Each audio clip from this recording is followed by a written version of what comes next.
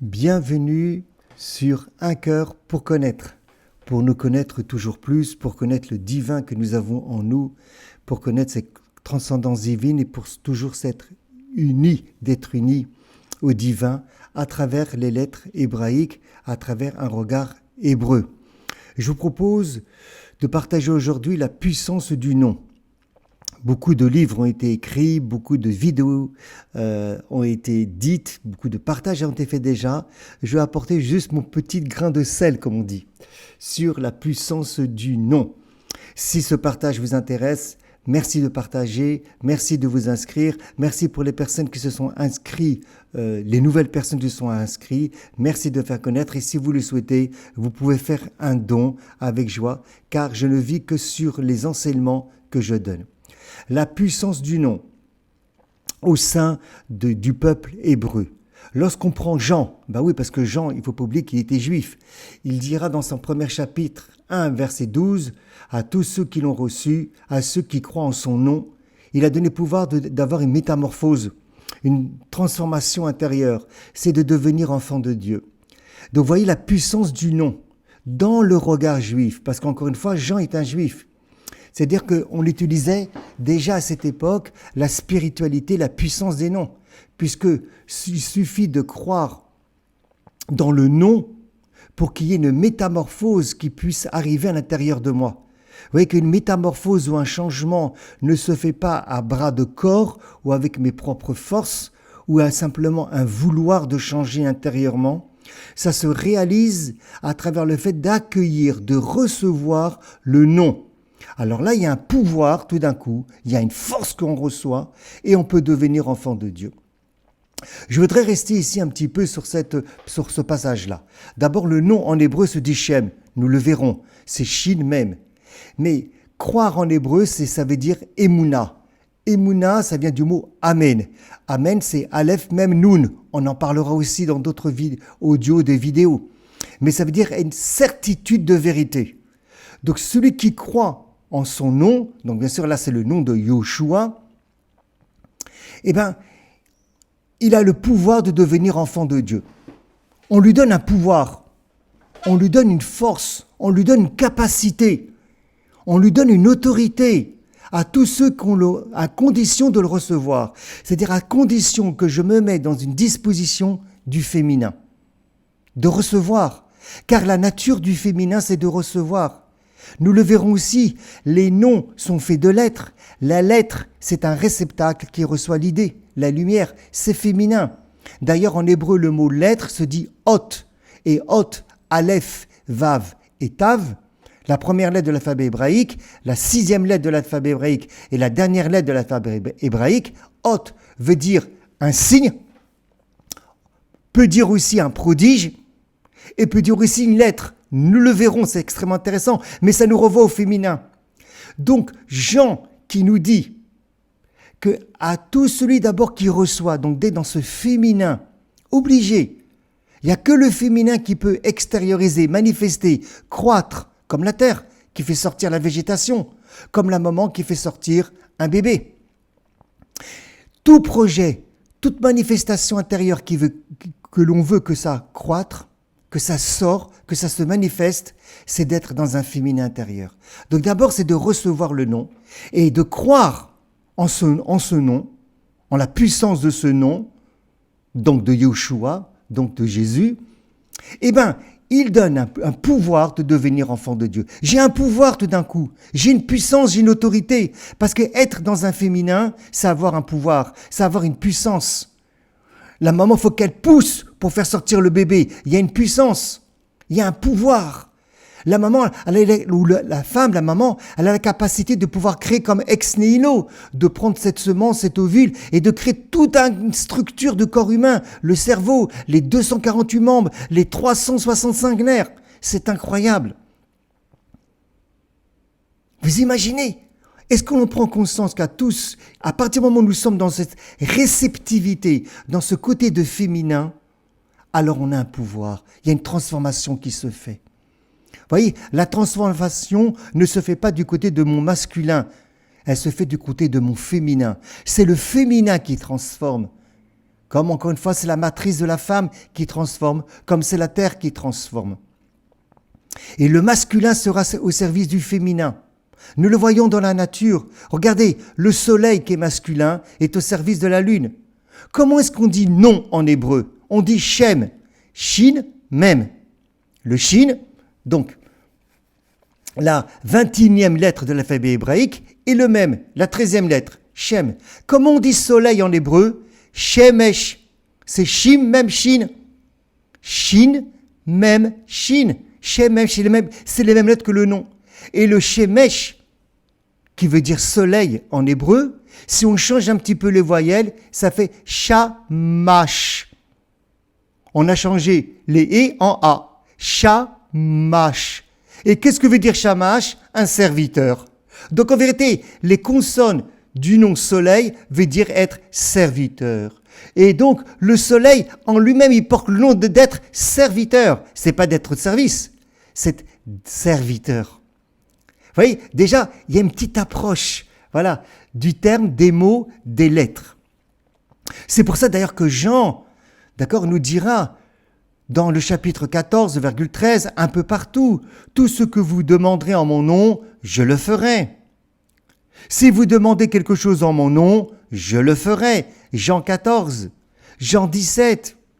Je ne suis plus dans le monde, ils sont dans le monde, et je vais à toi. Père, garde en ton nom ce que tu m'as donné. Jean 17, je leur fais connaître ton nom. Voyez donc, nous voyons la puissance du nom, qui est répétitif dans la mystique, dans la spiritualité juive de l'époque. On la pratiquait, on la vivait. Et c'est pour ça qu'il y a un maxime des pères de la synagogue qui nous dit que avant la création du monde, lui et son nom étaient seuls. Il n'y avait rien d'autre. Rien. Avant les anges, avant les archanges, lui, l'être divin, l'essence divine et son nom étaient seuls. D'ailleurs, c'est pour ça qu'on ne peut même pas mettre un cheveu entre le nom et le porteur du nom. C'est collé. D'ailleurs, lorsque j'appelle une personne par le nom, c'est toute la personne qui se rend présente. Ce n'est pas une partie de la personne qui va se rendre présente. C'est toute la personne qui se rend présente. Lorsque 2 ou 3 sont réunis en mon nom, je suis là au milieu de vous, en vous. Paul, c'est exactement la même chose. Paul qui est un rabbin juif de l'époque, un mystique juif de l'époque. Aujourd'hui, on dirait un kabbaliste de l'époque. Même si des fois le terme kabbaliste fait peur pour X raisons. C'est pourquoi aussi Dieu l'a souverainement élevé, il nous dira Paul. Et il lui a donné le nom qui est au-dessus de tout nom. Vous voyez, si déjà il nous dit, il nous affirme, il manifeste Paul que Jésus a reçu le nom au-dessus de tout nom, c'est qu'il connaissait la spiritualité, ce qu'on appelle la théologie. Il pratiquait la spiritualité des noms, l'impact des noms.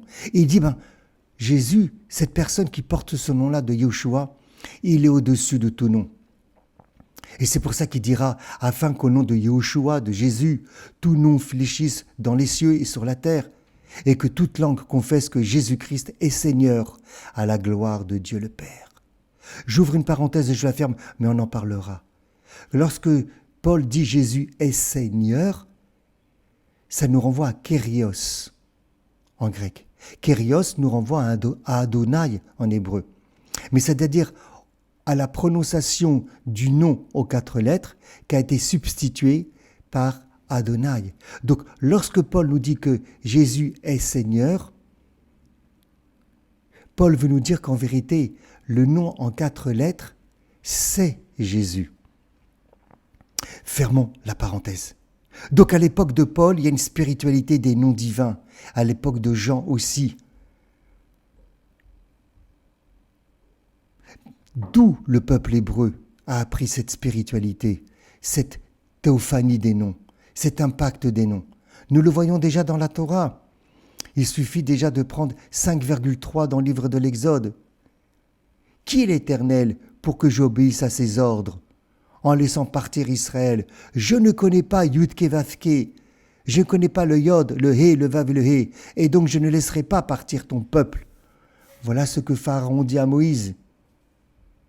Je ne connais pas ce nom-là, je connais d'autres noms, mais ce nom-là, je ne le connais pas. Et puisque je ne le connais pas, je ne laisserai pas partir ton peuple.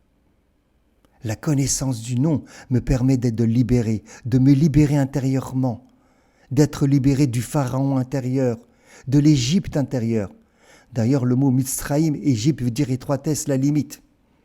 Et pourtant, Dieu dit à Moïse, l'Éternel dit à Moïse, dans 9,13, l'Éternel dit à Moïse, lève-toi de bon matin, présente-toi devant le Pharaon. Tu annonceras, voici que l'Éternel, le Yod, le Hé, le Vav et le Hé, le Dieu des Hébreux, a décidé, laisse partir mon peuple afin qu'il me serve. Donc, il y a plus qu'une culture. Il y a vraiment toute une spiritualité du nom dans le peuple hébreu, dans le peuple juif, à partir de la Bible. D'ailleurs, nous le voyons que le premier qui a prononcé le nom de Dieu, c'était Enoch. On a commencé à proclamer le nom de Dieu dans le livre de la Genèse. Et Jean qui nous dira, je leur ai fait connaître ton nom. Je leur ai fait connaître ton nom. La connaissance du nom. Vous voyez, plus on a la connaissance du nom, plus il y a un impact intérieur. Il faudrait réfléchir, pourquoi passer par le nom pour avoir un impact intérieur? C'est intéressant, hein? Connaître le nom. Non, je ne connais pas ton nom de l'Éternel, donc je ne laisse pas partir le peuple hébreu. Et puis toi, tu viens avec le nom de l'Éternel. Chacun vient avec son nom, et nous, on vient avec le nom de Dieu, comme dira le psaume. Le nom en hébreu s'écrit avec des lettres. La fonction de la lettre, c'est quoi? C'est de révéler, de manifester une idée, une lumière. Donc, le nom va révéler la présence de l'être divin. Le nom révèle la présence de l'être divin. Au-delà de tout, de toute contingence. C'est pour ça qu'il peut nous libérer. C'est pour ça qu'il peut nous libérer de notre pharaon intérieur.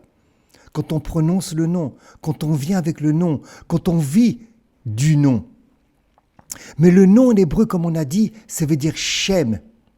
Shin, Mem. Et si on change les voyelles, au lieu de lire Shem avec un M, on peut se lire Sham avec un A, là-bas. C'est-à-dire que le nom devient un lieu.